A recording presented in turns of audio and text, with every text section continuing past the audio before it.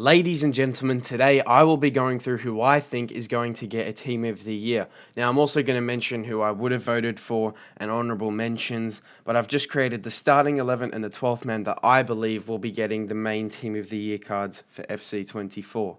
Now, to kick things off in goals, I've gone for Emiliano Martinez for the simple reason that he won the Copa America, he's a big personality, everyone knows who he is, and I just think he'll get the most votes. He spearheaded Aston Villa to a Champions League, not a Champions League win, but to getting top 4 to qualify for the Champions League. Won the Copa America with Argentina, having good performances in the Premier League and the Copa America. He can make mistakes, but I think overall he was probably the best goalkeeper in 2024 over the likes of Kerbal, despite him getting into the Champions League team of the season as the goalkeeper. He was on the bench at the Euros. Dortmund didn't have the greatest of form in the league, and I'm not saying that was purely down to him, but Aston Villa did have pretty much their greatest form in the Premier League. Now, at right back, I've gone for Dani Carvajal. I just think it's hard to look past the trophies he's won. I mean, La Liga, Champions League, and the Euros, the main three. It'll actually be his first time in the Team of the Year, I'm pretty sure, as Dani Alves dominated throughout most of the El Clasico era with Messi and Ronaldo. And I think this is surprisingly going to be Carvajal's year. Two honourable mentions I'd like to shout out are Trent and Jeremy Frimpong. I don't think Frimpong will get him because he got one last year, and 2 years in a row, Jeremy Frimpong getting one is a bit crazy. He didn't do much internationally.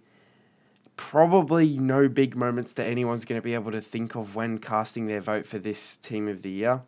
And I think just being a part of that Madrid team makes it a lot easier to get into this Team of the Year. I've gone with Bruiser, Whipped Pass and Anticipate. I'm not sure if they're going to do 2 or 3 playstyle pluses, but if it's only 2, I'd probably assume it'll be Bruiser and Whipped Pass. I've just made him a solid defensive right back.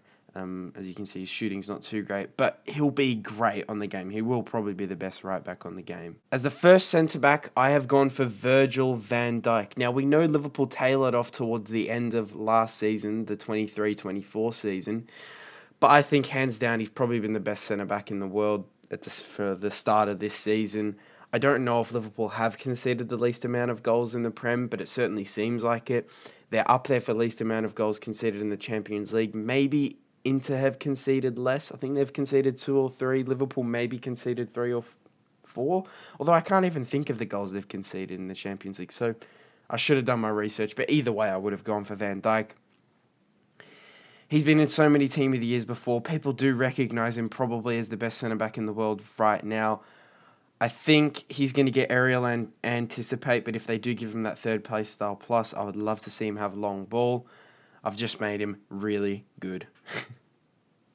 And as the second centre-back, I've gone for Antonio Rudiger. Now, I mentioned it earlier, being a part of that Madrid team. I think he will get the votes because of that. People know him. Honestly, some people find him funny personality, whatever. I don't care. He had a great Euros as well, I would say, despite his own goal. Bruiser and aerial, I think, will be the main two. Then give him slide tackle. He could have weird run plus, but that's not a play style. I just think his success with Madrid, good Euros, has him nailed on for a spot in the Team of the Year. He's never had one. His closest season was when Chelsea won the Champions League. But I think he does deserve it this year. In addition to that, he also was part of a Madrid team that suffered a lot defensively throughout the year, particularly with centre-backs. I think Militao, I think it was his ACL he didn't play for most of the year. Nacho was out for quite a while, and he was paired up with Tchouaméni for a lot of the year. Not that Tchouaméni's a bad player, but he's not a natural-born centre-back. So it is a bit more of a challenge. I think he even had a big moment, like he scored... No, sorry, not scored. He assisted against Bayern. Oh, God, we don't even want to talk about that game. And yeah, I should have mentioned earlier with Van Dijk as well. He scored in the Carabao Cup final. Not that it's a big trophy, but it is a big moment. Now on to left back, and yeah, look, I think this will be the case. I do think 3 centre-backs will get in, and I'm guessing the third one will be William Saliba. I'd say the top 4 centre-backs in the world right now are Van Dijk, Saliba, Rudiger, and Bastoni.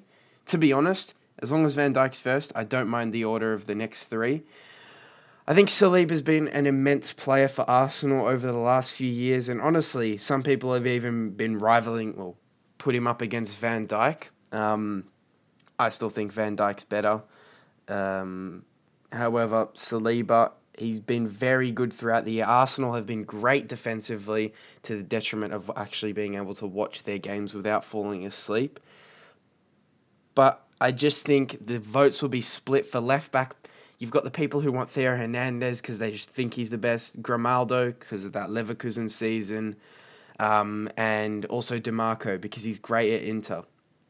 Honestly, I would probably go for DeMarco if I was voting. Or even you could put Bastoni here because he does play towards the left quite a bit as a result of DeMarco bombing forward. But I think Saliba, it's not unfair that he gets a spot here. I would prefer it if an actual left back did, but I just could see this being a year of three centre backs. He will probably be the best centre back on the game. I think I made Rudiger faster than him, but something about Saliba that I anticipate he will be great. Now for the first midfield position, I've gone for the main man, Rodri. Look, I don't care. Every Ballon d'Or winner should probably get in. I mean, even Messi got in last year's Team of the Year for 2023. Like, what did he do in 2023 that was Team of the Year worthy? Wasn't even the World Cup. I know he got the Ballon d'Or because of the World Cup, but in 2023, come on. Rodri was incredible throughout the back end of last season, which coincided with the beginning of 2024. He was probably the best player in the world. I would say the Ballon d'Or was fair, but to be honest, another player who will most likely feature at left wing in this Team of the Year prediction could have deserved it as well. I wouldn't have had a problem either way, but the Euros definitely did help in his estimations of other people. 97 rated, I think, is fair. Yeah, he'll be a really good card to use as a defensive mid, even as a box-to-box midfielder. I've given him 4-star, 5-star. That's the same I think he had on his Ballon d'Or card. Next up, I've gone for who else but Jude Bellingham. I mean, he has to be in here. People will think he probably fell off throughout the back end of last season. However, I think his performances were still remaining at a very high level. He just wasn't necessarily getting as many goals and assists. And I think at the start of this season, he has the combination of great performances and he's also getting goals and assists, which I think is something he's being associated with now. They're not thinking of him as this just necessarily industrious box-to-box centre mid. He can certainly still play that role. I mean, he has had to help in defensive roles throughout many of Madrid's games, but he still just manages to run the whole game, hence the relentless plus. I just think he's a very technically sound player. He can not beat the press, sorry. He's press resistant. I just think this is a player who we're looking at is going to be one of the best midfielders in the world for the next 10 years almost. And the last midfielder, you have to get one by a Leverkusen player in, and I think your best shout for this was Wirtz. I know people will probably say Valverde, but I just think what happened at Leverkusen is like never seen before. Well, literally. Unbeaten in the Bundesliga, and I know it only counts for 2024, and a lot of that unbeaten run was in 2023. However, if my memory is correct, they lost to Liverpool in the Champions League, Leipzig in a Bundesliga game, and Atalanta in that European final. I think those are their only 3 losses in competitive matches this year. I would say Wirtz was hands down their best player. Probably could have got Bundesliga Player of the Year ahead of Harry Kane, but hey, I'm not complaining as a Bayern fan myself. I think this will be a very fun card to use, incisive pass and technical, and to be honest, who cares, but his third play style probably could be chip shot.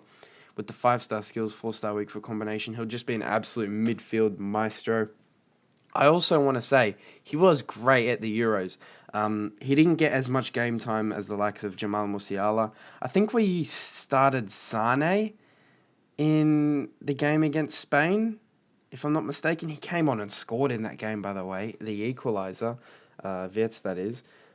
We should not have started him. I think we could have beat Spain if Wirtz started, but that's besides the point. I think he should be in here. I can understand the arguments for Valverde, or if someone else I've just forgotten, but I think Wirtz deserves it. Now, for right wing, it's Mohamed Salah. It's obviously between him and Lamine Yamal. However, I will say up until the Euros, the hype for Lamine Yamal was a little bit overblown. Now, I don't mean that in the sense of, oh, he wasn't a good player. He was obviously a really good player. But I just don't think he was on that world beater level at the end of last season. And now, because of how good his Euros is, and arguably being the player of the tournament in there, not just the young player of the tournament, people are sort of overrating his 23-24 performance. I still think he was great. But what Mohamed Salah is doing now is ridiculous. Like, literally, we've never seen it before. No one has ever got to, 30 goal contributions quicker than him in a Premier League season. I think Luis Suarez was one game off. Obviously, he could fall off, but I think you've got Prem bias, recency bias. He'll definitely be the one, well, not definitely, he'll probably be the one that gets in. It'll be his first year in the Team of the Year. And I think for how many good seasons he's had, the fact that he's never been in the Team of the Year is ridiculous. I know we've had Messi having crazy seasons, but they've put in a 12th man. I'm surprised he's never been that 12th man. I guess for a whole calendar year, maybe, I don't know. Either way, I think he deserves a spot in here. Finesse, and either incisive or technical if there's only two playstyles. That'll be his combo.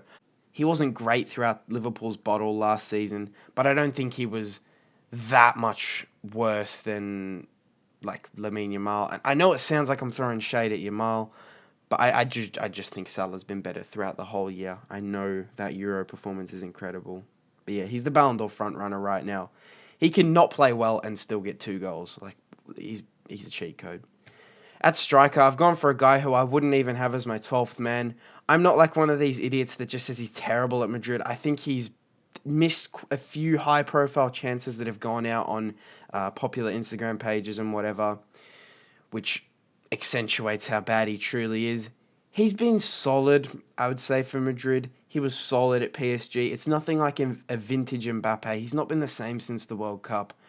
Luckily for him, not the same is still at a level that's one of the best in the world, if not the best. I would probably still have him as the best player in the world. I mean, I've just watched El Clasico, and that first goal, it's just... I know they lost, but I was just in awe watching it. Yeah, I think he will probably be the one to get in. I've seen quite a few people voting him. I don't think there's a clear nailed-on striker for this year, because there's people who go, oh, Gyökeres, look at how many goals he had. People who will vote Harry Kane, people who vote Lewandowski. I think it'll be quite split, and then you got people who will just vote for Mbappe because they're meta rats. He'll be great on the game. We don't need to talk on it anymore. Left wing is like so obvious. Do I even need to explain? In my opinion, I know I said Rodri probably did deserve the Ballon d'Or, but I would say for 2024, the best player was Vinicius Jr. He has that combination of having an incredible end to last season. He was injured for the start of it. Obviously, some massive performances in the Champions League knockouts, namely against Bayern, where I wouldn't say he tore Kimmich to shreds, but he definitely tore our whole defense to shreds. We sat back, and it was so scary watching him attack us for 90 minutes. Like, I haven't had that feeling from a player not for 90 minutes. We didn't sit back for 90 minutes, but like after Davies' goal, we sat back and just let this guy run at us. It was scary. Like, I had to stand up and watch the game, stand up in front of the TV and watch it. But that's probably not the reason he's going to get in the Team of the Year. It's just because of how good of a player he is. He's also had a really good start to this year. So he's been good throughout the whole year, except the minor blip during the Copa America. Not that he was awful, but it just wasn't... He didn't live up to the hype we probably would have hoped from him, a player of his caliber. But I think he has to be in here. If they are going up to 99 rated for Team of the Year, like they used to, I'd give him a 98, to be honest. But I don't think they'll go above 97. Probably could have boosted his shooting a little bit more. He is a pretty decent finisher, but it doesn't matter. He's going to be really good on the game. And now we move on to the 12th man, and to be honest, I just didn't really know who to pick. You could have probably gone for Valverde, Yamal, or there's someone else I'm probably missing. They're not going to give it to a defender. I've gone for Harry Kane simply because I'm a Bayern fan and I watched him score so many bloody goals. Yeah, simple as that. He probably does not deserve to be in the Team of the Year, as the 12th man. I would like to vote him, but I just think going trophyless with us at Bayern it's not an embarrassment, but you couldn't have been the best in the world, I think. This year we're looking good in the Bundesliga. Kompany's cooking. He's learnt from his mistakes with having 10 men forward and then leaving just whoever was the furthest back to defend. Now we've become a lot more solid defensively, and I think, Harry Kane, you're going to win your first trophy with us. What's your first trophy ever? But it's going to be with us. Anyway, hope you enjoyed the video. Let me know what you would change. I hear the Yamal shouts, I hear the Valverde shouts, but actually, I think Wirtz has to be in. You have to have one Leverkusen player in. There's no way they don't get a single one in. Anyway, be sure to leave a like and subscribe on the video. Thank you so much for watching, and I'll see you in the next one. Bye-bye.